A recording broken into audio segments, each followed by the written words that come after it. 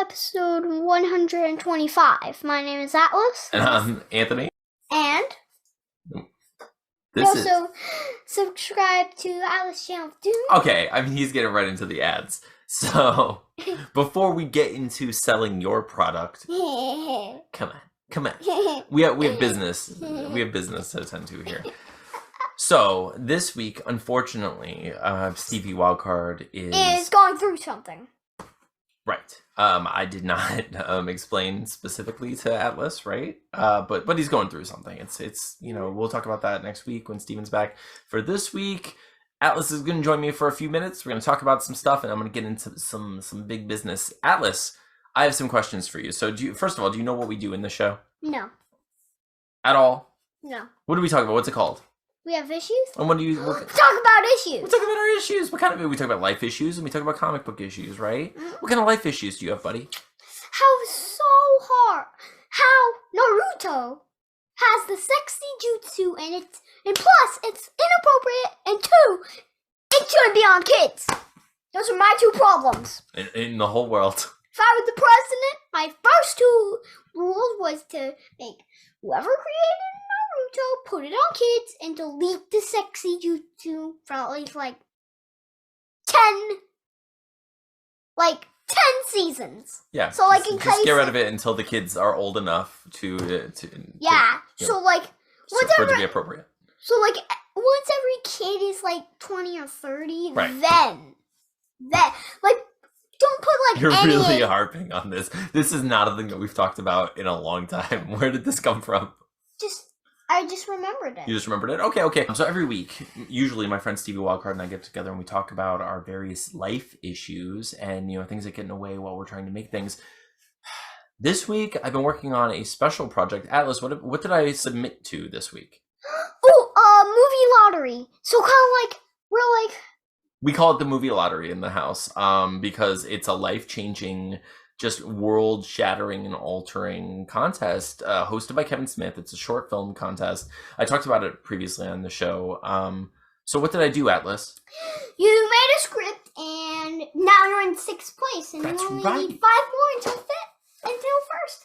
That's right. So I thought I only had a few days. Not the case. I wrote a thing. I submitted it to this contest, and it's been a roller coaster. Do you remember, Atlas, what? I was in 13th place, remember that? And we were so excited and so happy. And then I got to 11th place, and you remember that? No. Oh, yeah, that. And I was so excited and so happy. And then yesterday, do you remember what place I was in? What? 9th place. And we were just freaking out, remember? He's been asking me about updates. We keep hitting refresh and seeing if people submit new reviews, right? And also, he's in 6th place today. That's right. Okay, so I sent Atlas to bed. He is just the greatest and so insanely, ridiculously silly. I love him so much. So Steven's not able to join me this week because he's going through something. We'll talk about that next week when he's here and it's more appropriate and such. However, I just wanted to stop in and say, thank you all. Thank you for supporting us and being here. The fact that I've been having this really interesting, weird week. So I found out about this screenwriting contest, and I thought, you know what? I only have like 4 days to enter it. I probably won't be able to finish the script in that time, but I'm gonna try. Why not? So I sat down and I was like, you know what? And I won't just write something. I'm going to film myself writing a thing because, if I do it, it'll be interesting and like I'll feel good about it because I have this limited amount of time. Who knows if I can actually accomplish it? And if I do, it's a learning experience either way. So I sat down, I pushed record, and I wrote through, I talked through what my idea was. I pitched the idea again of Stakeout. So I came up with this concept of Stakeout as a joke just for the Pitches Get Stitches segment we do on our show sometimes. And the more I thought about it, the more I realized that I really liked the idea, and I really thought it was a filmable concept with a lot of potential for like humor and probably some like relationship stuff. So I was like, okay, I'm gonna try it. I'm gonna give it an effort and really sit down and try to write this thing. So I sat in front of a camera and I hit record and I screen shared my writing program, and I sat there and I wrote this screenplay. And I didn't expect it to be as personal as it was, honestly. Like I outlined it and I was just like, oh, these characters are, I'm just gonna be lazy and call them Anthony and Steven because it's like I don't want to sit here and I don't have 3 days to think of names, or I was like, no, like what would it be if it if this happened to us? um and then of course, like as I'm writing, I'm working through like friendship issues and relationship issues and all this stuff while trying to be funny and entertaining with vampires and all this stuff. But I wrote something that I'm proud of and I really enjoy, and I think that it would be a fantastic short film and or an excellent segment in a wider anthology eventually, which is what I'm really hoping to do. I think it would be really neat. But I found it. So my friend Sean from the Don't Make It Weird podcast told me about this contest, and I thought, I might as well try. I recorded this thing, I wrote this thing, I submitted it thinking like, I'm gonna hope for the best. It's all I can do is just like take this leap of faith and like put it out there. All you can do is try, right? We're not all Jedis, like I can't, it's not like a do or deny. I was just like, I tried my best. I have no control over how people are going to receive a thing, or how people will perceive me or the thing I wrote, or if it's the thing that anyone wants or needs outside of the thing that I enjoy, so I don't know, I just hope for the best. So I wrote this thing and I submitted it, and so far it's been doing so well. It's incredible. Like yesterday we were in 13th place, and I was just like so excited. I was just like, I can't believe we're in 13th place out of everyone. Like, this is amazing. We're actually getting, and so we're getting good reviews, not only like really kind reviews, but like thoughtful, insightful reviews, and like reviews from strangers, reviews from friends, reviews, like just all across the board, where I'm just like, oh my gosh, this is everything to me right now. I love this. And it's I think my favorite thing about it at the moment is I'm not putting all of my eggs in this particular basket. We're clearly, I do a podcast and making comic books, and we're doing all of these other things. But just to take this quick break, and work really hard on this project, and then to see any sort of positivity come from it, I'm just like, I'm overwhelmed and just like with gratitude. I'm so thankful that it's gotten this far. And like, so yesterday we were in 13th place, and then we jumped up, and I jumped up to 9th place, and I was just like, oh my gosh, I'm in 9th place. I'm top 10. I'm top 10 in this freaking thing. I can do this. This is a contest hosted by Kevin Smith, whom we have been endlessly, tirelessly, ceaselessly, redundantly trying to get on our podcast since day one of our podcast. I've been wanting to make movies since I was a child, like a literal child. I've been wanting to make movies, and I gave up because it was overwhelming and daunting. It seemed like too much of a task. It took too many people, and I learned a lot since. I've learned a lot since then from people like Robert Rodriguez and like Mark Duplass, and like the people who are like able to make very limited budget, limited in scope stories feel larger than that, through like being more personal and more more concise in their artistic vision, whatever that might be. So I don't know, I've learned a lot since then. So I feel like my perspective has shifted to the point where I feel like things are more tangible than ever, and I've been wanting to make a movie for so long, and then this comes along, and it's just the perfect weird storm of Kevin Smith, and screenwriting and making a thing, and already having this idea that I pitched on our show that we've been working on. It all seems to be culminating in this fantastic freaking thing, and I'm just like, I am so excited for it. And I'm trying to be realistic. I'm trying to stay as humble as possible and know that any second I can just like, someone can go on there and just completely devastate me with like the worst reviews and just like bury my script on there. It's possible, But I have no control over that. Just like I have no control over who's going to hit the dislike button on this episode because it's weird and it's just me talking, you know? It's just like, I don't know. All I can do is I do the thing that I can control. I do the thing that I can possibly do with what I have, which is me and my dumb body and my dumb fingers, my not so dumb everything. I shouldn't call myself dumb. I'm sorry. I'm trying to break those habits. It's not easy. But we're in 6th place right now, you know, like that's incredible. That's incredible. It's the top prize for this thing is $40,000. $40,000 toward making a movie, you know, toward making your short film with the hope that it would become a feature film. That's life changing, you know, like like that's the kind of money that's not life changing for a lot of people. For me, utterly just shattering, like world shattering. I could do so much. I would, if someone handed me $40,000, I would literally quit my job and just make things for the rest of my life, because I would give me that amount of time where I could stay home and treat it like my job, which I would, because that's all I've ever wanted. I don't want, you know, I'm not someone who, I just I don't need a lot. I just want some more time, and I don't have a lot of time. You know, I'm a single parent, and I go to work, and directly after work I pick up my son, and I spend the whole time with my son because I want him to be happy and love me, and you know, just have a relationship with a person that he can trust and like appreciate, and who he knows is there. And it's not just, you know, like I want this stuff for him, so I'm there. So I'm there all the time, all the time. And of course, I take breaks for myself. I tell him, you know, you do this, I'm gonna do this. We're gonna separate for a few minutes. I'm gonna go and like check on this thing.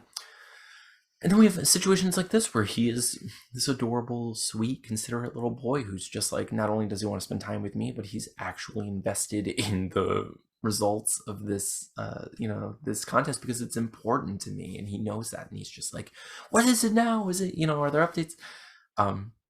All to say, you know, that I just don't have a lot of time. I don't have a lot of time to work on anything. And then he goes to bed, and it's 8 o'clock at night.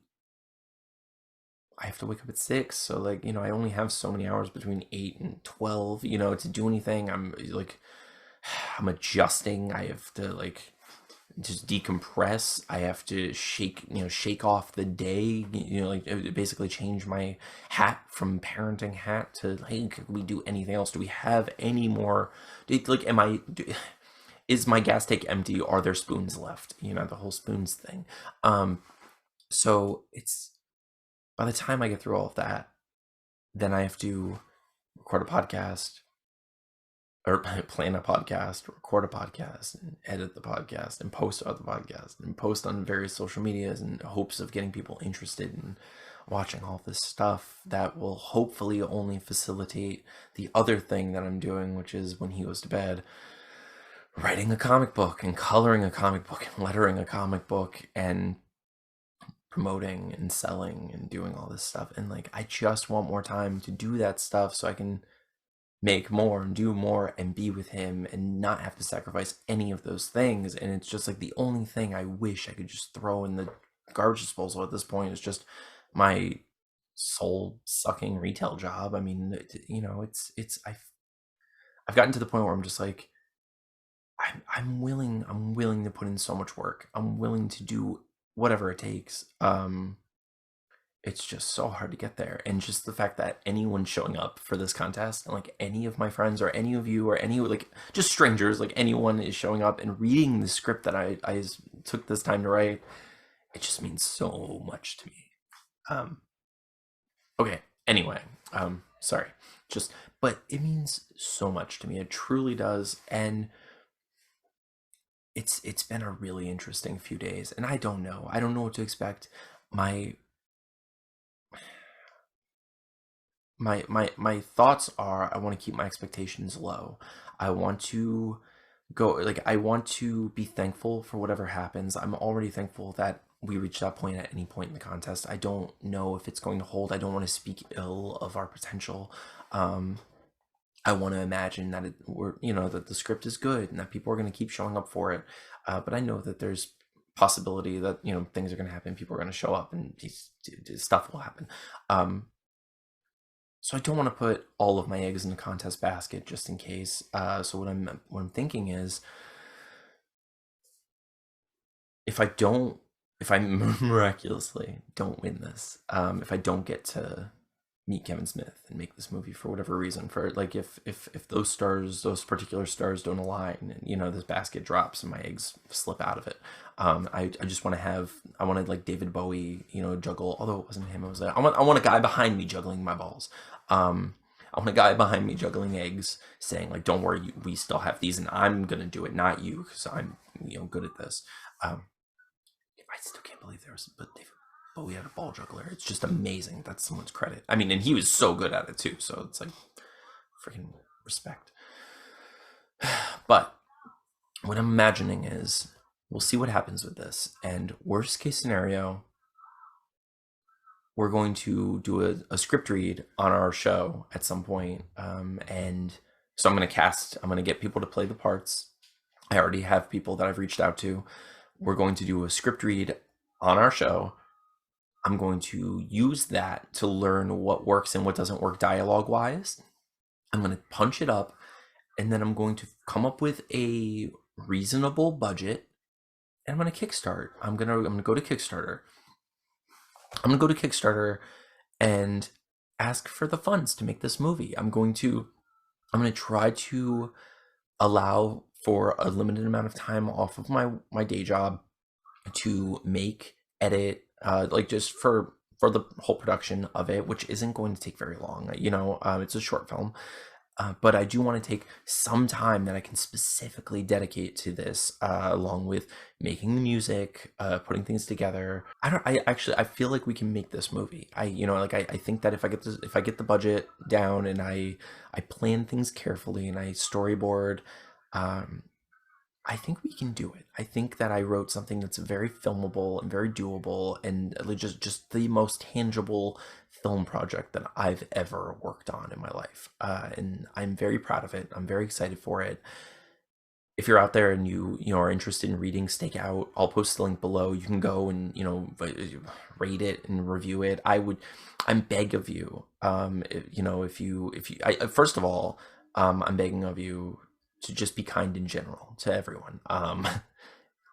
If you don't like my script, it's fine. It's not gonna be for everyone. It would be nice if you didn't leave a bad review on it, because obviously it would help me. I definitely ask you to not leave any kind of negative review on anyone else's scripts. Just if you can help. If you can't, thank you for listening to this. Thank you for hanging out. I know that this is primarily a comic book making podcast and we talk about our various issues, but this is something that's very important to me, and I just, it's something I'm going through right now, and it's exciting and interesting and odd, and I appreciate all of you. Thank you so much for being here for us. I promise next week's probably going to be a bit of a heavy episode, but we're going to get back into things. We're going to get back into, Steve and I talking about our comics. I've been coloring, and it's looking really good, and I can't wait to show some of that stuff. We're also, since we're working on issue 2, we're getting into unfortunately like spoilery stuff, so I'm not sure how to share this stuff yet, because I don't want to ruin anything. The story is fun. I love Deathless, and I can't wait for people to read it. If you haven't read issue 1, you can pick it up at wehaveissuespodcast.com, www. All right. But if you haven't read Deathless, you can pick it up at wehaveissuespodcast.com. We have physical copies. You can get them signed or whatever. We also have our first book, Play It Again, available there. Just, it would mean a lot if you went to go check that out. Otherwise, thank you so much. Thank you for all of your support. Thank you for being here for us. In these weird weeks and good weeks, the bad weeks, we really do appreciate you. We love the fact that we're legitimately building this cool little colony of just like meaningful relationships, and it's the best thing I've ever done. I love it so much. But thank you for being here, and I hope you'll talk to me on Twitter. I hope you talk to me on Facebook. Let me know what you think of the script, or think of Deathless, and think of our podcast in general. And let me know if you have any suggestions for us and what you hope to see in the rest of the year, because we're gonna shape. We're gonna be shaking things up a little. It's gonna get weird around here, of course, because that's kind of what we do. But We hope you'll stick around and see what comes of it. But thank you for helping us make anything of it. Thank you so much. I'm sorry, but we're gonna have to leave. So bye guys. So I'm Atlas Riley's Lafusi. I'm Anthony Lafusi. And also subscribe to Atlas Channel Doom, subscribe to We Have Issues, and leave a like and subscribe. So yeah, to both of those channels, please do that.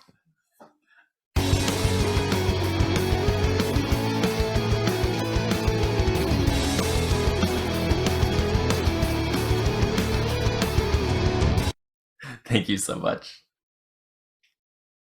Stop the video. Never. We're gonna sit like this, just awkwardly sitting, and then I'll get your belly. Oh, I'm getting out of here. Would you guys like to see what Catless is like? Watch this. Up, up, down, down, left. This is Catless. He's not on camera anymore. Now he's licking my knee. This is just wildly podcastable.